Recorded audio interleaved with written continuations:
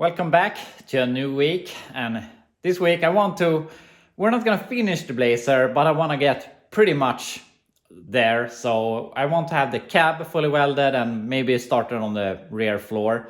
But I really think that we can be 80-90% done before the week is over. So yeah, we gotta hustle. But before we start, I just wanna show you some things. I was at a swap meet this weekend and I bought some stuff that I don't need, and I thought I might show you. So you can see all the stuff here. We can start here in the corner. I bought these massive Hooker Super Competition headers that, I mean, is this 2-inch or even bigger? So they're really gnarly, but they're Hooker Super Competition, so they were probably really expensive when they were new. I paid $100 for them. They're supposed to fit in a GM A-body Chevelle. He said that it was for 70 to 72, but since I know that the frames from 64 to 72 are basically the same, I believe that they will fit all the stuff that I work with. And my plan or my idea is I want to put a big block, my 454, that is freeze cracked, that I want to weld. I want to put that engine in my 65 Chevelle, the one that I want to make a convertible out of, then I'm going to cut the roof off. But we'll see. We have a set of really big headers for something. I also bought these headers, just some generic small block headers, probably will also fit what I work with. He wanted, you can see 300, but that's 300 Swedish kronor, so that's like 25-30 bucks. So they were really cheap, so that's why I bought them. I bought these really cheap valve covers. You can see here he wanted 25, which means they were like $2. So $2 for a set of valve covers. They're pretty bent, but I mean, they were cheap, so I bought them. A thermostat housing, bought a steering wheel, some alternator, some stuff I just buy because it's cheap. And then I bought 2 sets of front runners. One I paid $10 for, and one set I paid $50 for. And the set that I gave, I think, no, that's that set. They're like totally worn down. But he's a follower of mine here in Sweden, and he asked me if I wanted to have some rear tires also. So he went ahead and gave me these. They're basically worn out, but I got them for free, so maybe we can do something fun with them. So bunch of tires, and I also got those for free from a guy. So yeah, that was really kind. And actually, and we bought these. I actually didn't buy these. My son did. I'm not a wheelie bar guy, but I mean, it's cool when a car needs wheelie bars and has them, but obviously my cars don't need that. But the plan is we're gonna put those on the 69 Chevelle that actually I am fixing for my son. So he decides if he thinks wheelie bars are cool, he gets wheelie bars, and he paid for them himself, so I gotta fix the rest to get them on the car. But that will be sometime in the future when I need to register it. I don't think that they will appreciate having these these wheelie bars sticking out the rear when I'm gonna pass it through inspection. So yeah, that will be sometime down the road. But yeah, also something here that I bought was this massive turbo. It's supposed to be a Holset HX55. I'm not sure, the tag here is sanded down, but it's a big ass turbo. I feel it felt like it doesn't have that much play in it, and also it needs some oil, so I paid $50 for this.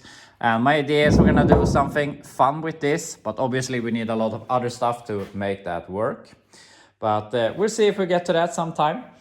And after the swap meet, I was at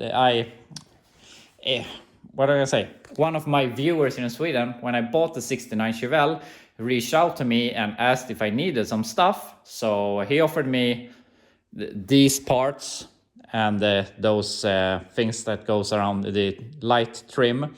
So I bought all of these, the trunk lid, this front piece that we need, and that thing, and those for $100. So I thought that was a great buy. So we have a trunk lid that it has a little bit of rust, but it's fairly good. Besides that, we now have this hood extension piece that we're missing on the car. So that's really great. It's pretty dented up here. It has a lot of Bondo, but we can fix it. We have something at least, and with that and those, we can make the car look a little more complete in the front end. So that's great. But lastly, he gave me this. This is a windshield frame from a 68 Chevelle convertible. So it's a convertible frame. It obviously has some rust, not beyond repair in my opinion, but he changed it. So I'm not sure what I'm gonna do with it. I'm definitely not turning the 69 Chevelle into a convertible, but we have it if we want to do something in the future. I don't think it will fit, but we might also be able to use it when we are making the 65 into a convertible. I wasn't planning on having a roof for it, but yeah, we'll see. I'm just gonna put it in my stash for now, so maybe we can use it sometime in the future. But anyway, that was all of my finds from the swap meet this weekend. So yeah, it was really fun. But anyway, now I'm gonna get all of this out of here so that we can start working on the Blazer. So what's the plan here? The thing is, I wanna get this rocker in place before I move over to the other side and fix all of this that we have done here.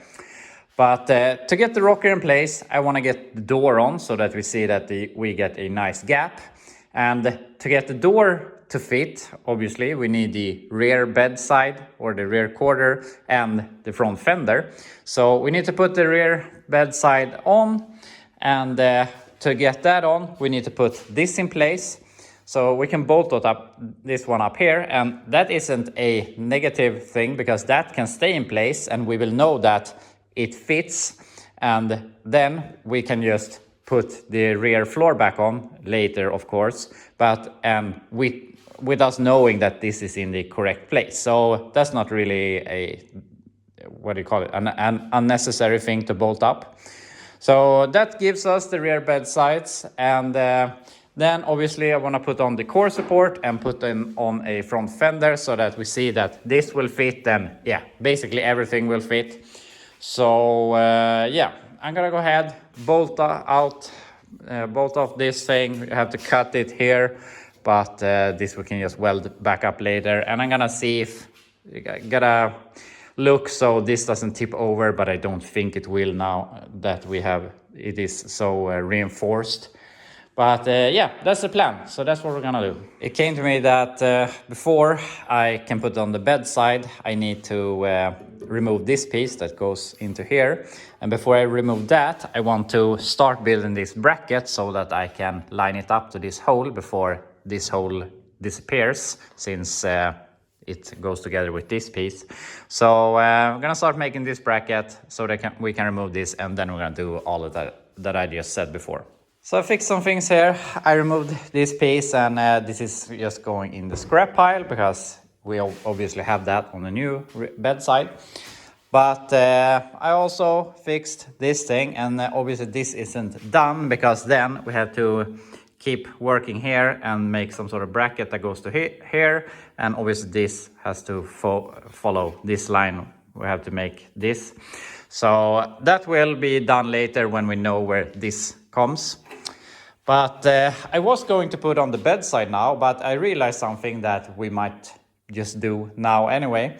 And that is, my idea was that when we have the bedside on and we have located where the rocker wants to live, we can weld it all the way over here and all that. But then we can weld it here also, which will secure the post to the cab so that it can't be removed anymore.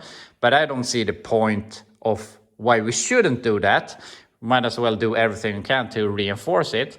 But the thing is, when we weld that, as I said, this will be in place, and we have some small rust here. So I thought might as well fix these rust issues so that I can put some paint under here. We can also paint on the inside here later.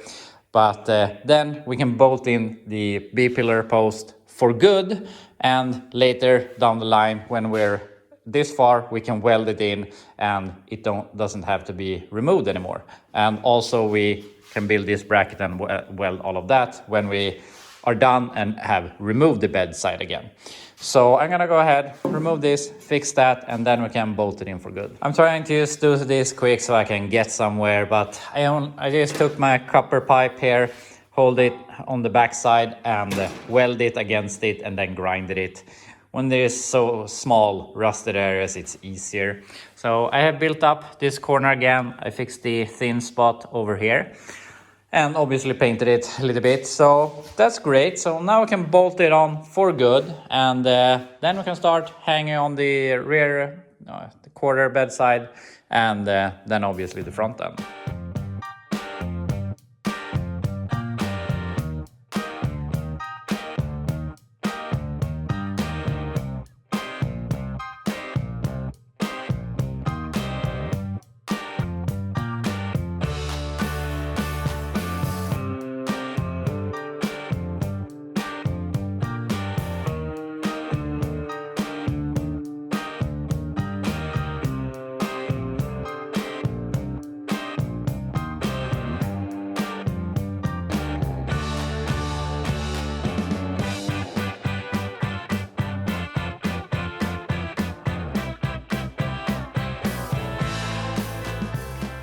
This took a lot longer and was a lot more fiddly than I thought it would be. I'm gonna show you all of the problems that I encountered.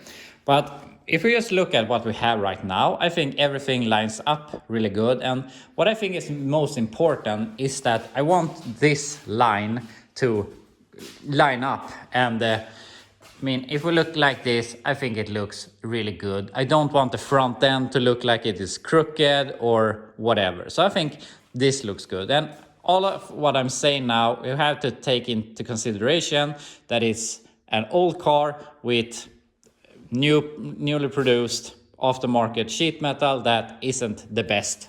And I also think that the rear quarters is from another place than the door and the fender, but I'm not 100% sure there.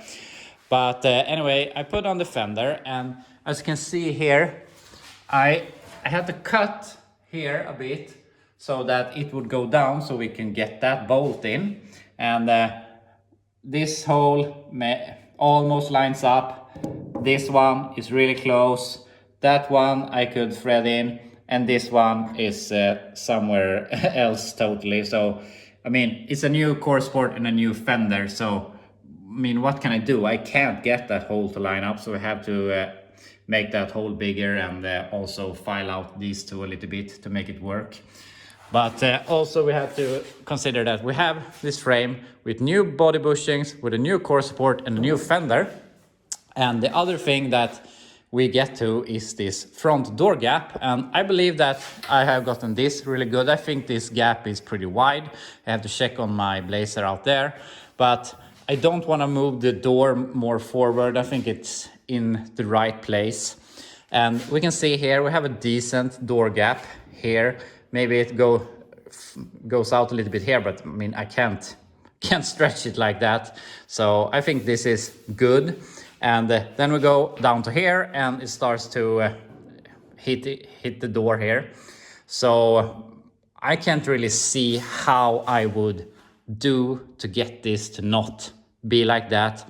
I could start putting shims in the core support to get this up, but I also think that we can't to get that to go out. I think we will need like maybe not half an inch but 3/8 of an inch or something, and then I think that this line will start to look crooked.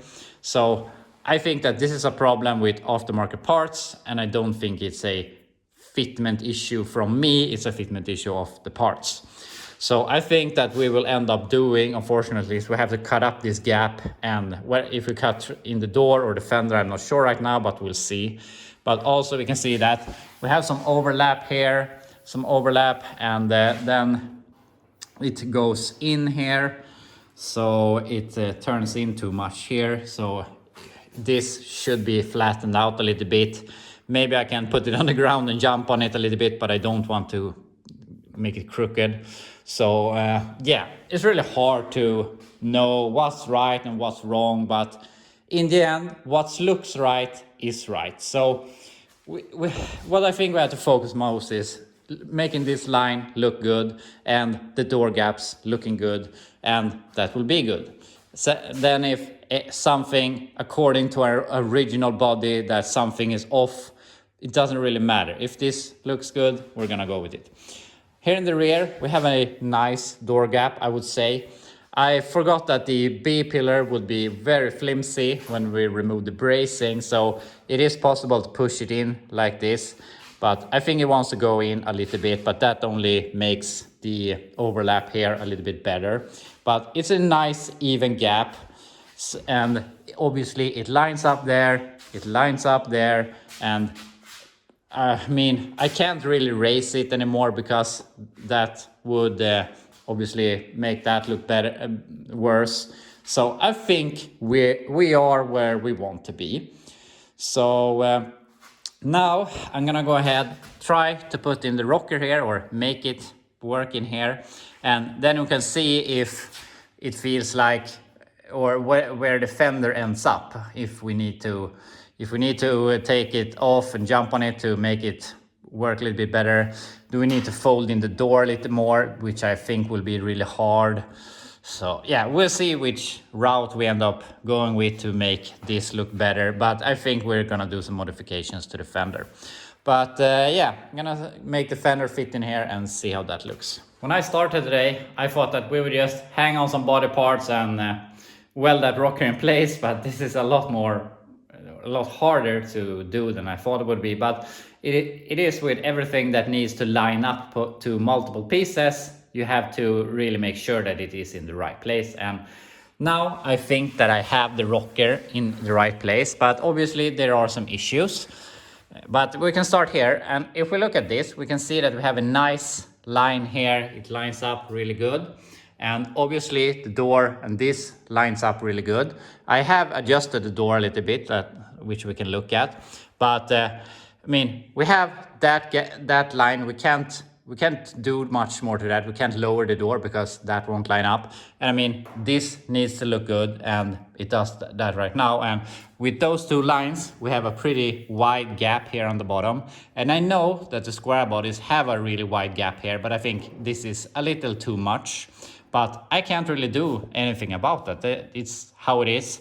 What we could do, if we want, we could splice the rocker and push it together, or separate it here to push the gap together and create a nicer gap. But if we want to do that, I'm going to do that later. And also we can see here what's missing here. Is it the fender that needs to go back a little bit? Is it the rocker that needs to come forward a little bit? So I mean, it's aftermarket parts. You have to work with what you have. You can't expect too much from them. But you can see I have fixed a little bit of a gap here. I pushed the fender forward a bit, and I pushed the door upwards front a little bit. So I have tightened up here, and we have I would say, an acceptable gap here without starting to cutting and welding and doing whatnot. It lines up good here on the corner. So yeah, I'm happy with how it looks. Looks good here in the rear. We have an even gap, and it's going to come down a little bit, but I always put them a little bit higher so that when you get load on them, they fall into the right place.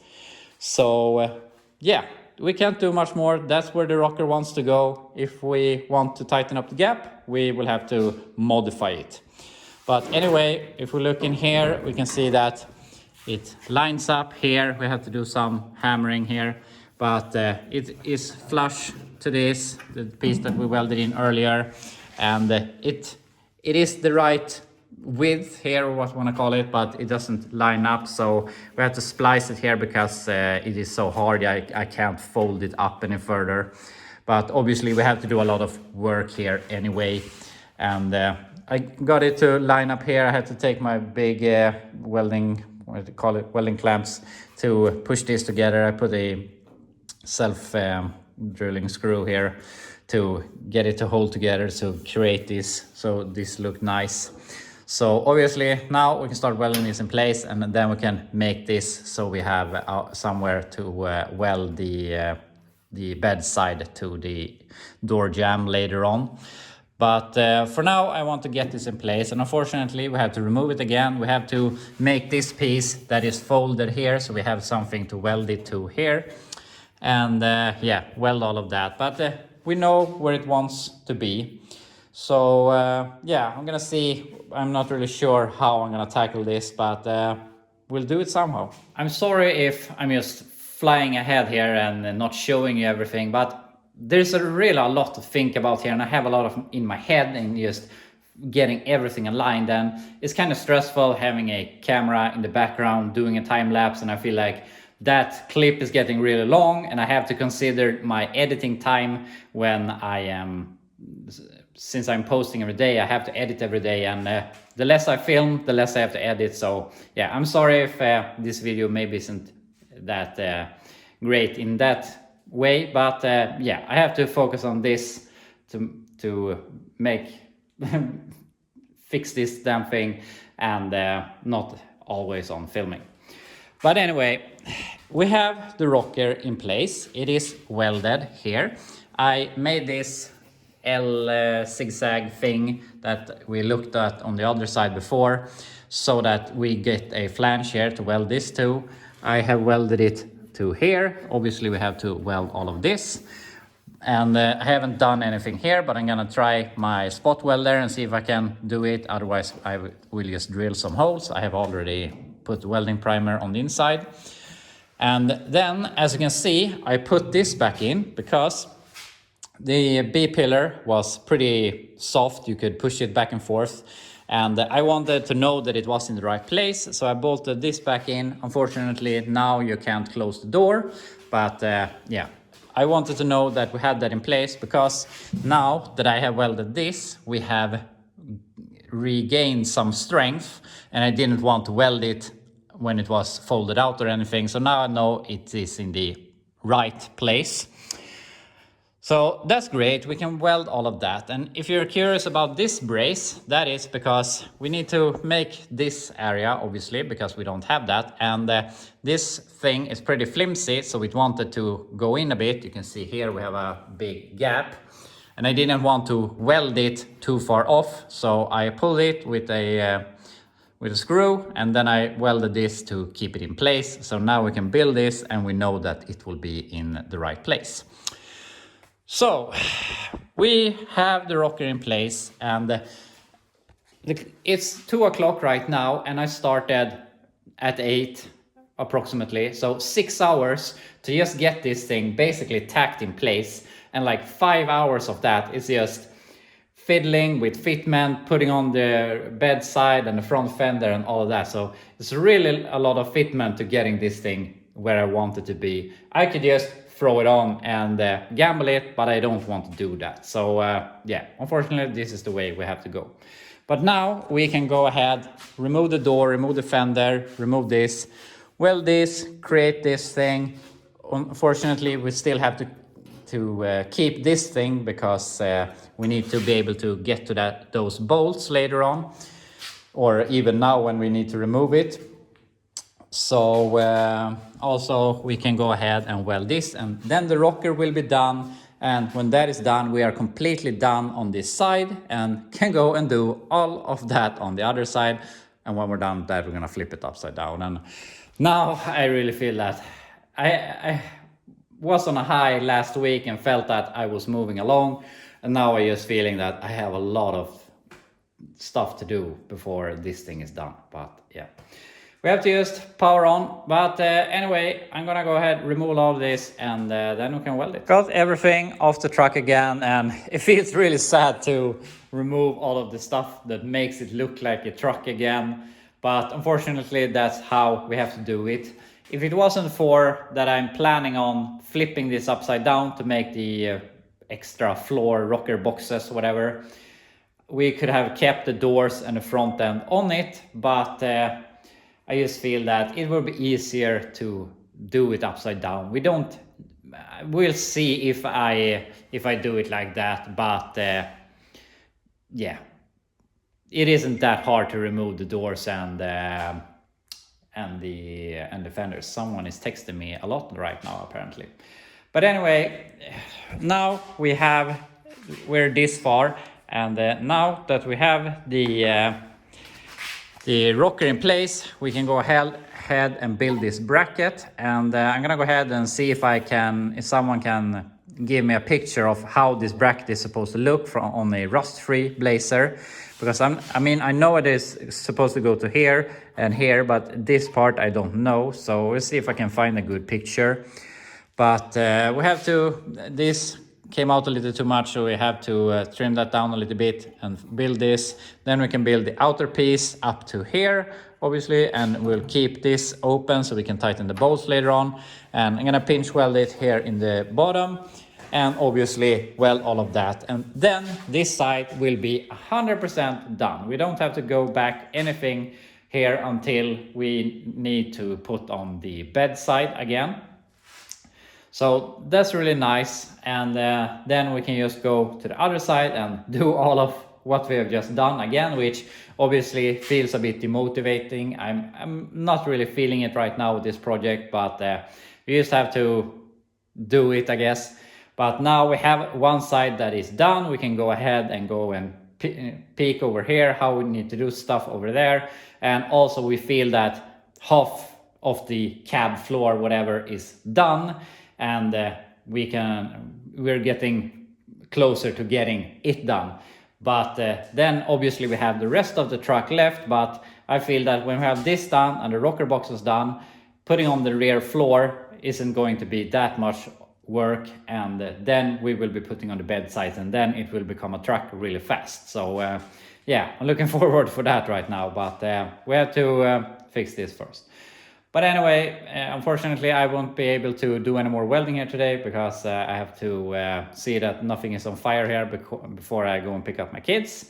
So yeah, we have to keep working tomorrow, but it's a bit motivating at least to know that we're getting somewhere at doing this thing, the half of the floor 100%. So yeah, that's where we're at, but I'll be back tomorrow and we will finish up this side.